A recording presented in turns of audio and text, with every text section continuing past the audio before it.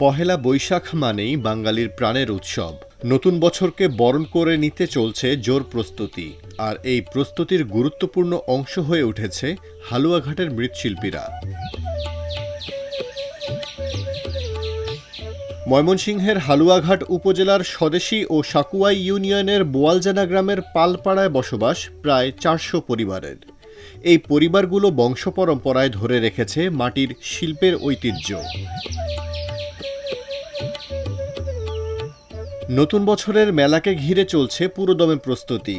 কেউ খেলনা বানাচ্ছেন তো কেউ রং করছেন। এ যেন এক শিল্পের উৎসব। তবে এই উৎসবের মাঝেও আছে কিছু আক্ষেপ। এখন নানান জিনিস বাইর হয়েছে, প্লাস্টিকের জিনিস বা প্লাস্টিকের জিনিস মানুষ কিনা রাখে, বেশি মাটির জিনিস রাখে না। আমাদের নাই জমা জমি, নাই কিছু।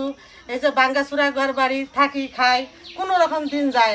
বৈশাখী মেলার সময় অল্প কটা বানাই দুলে বেশি এটি করি, তো চলে না, এখন খুব কষ্ট করে চলন লাগে। এখন চলছে শেষ মুহূর্তের প্রস্তুতি। সবকিছু নিয়ে রওনা দিতে হবে বৈশাখী মেলার পথে। মাটির ছোঁয়ায় হৃদয়ের গাঁথুনিতে নতুন বছরকে স্বাগত জানাচ্ছেন মৃৎশিল্পীরা। তাদের এই শ্রম আর সৃষ্টির স্বীকৃতি থাকুক প্রতিটি উৎসবে, প্রতিটি ঘরে।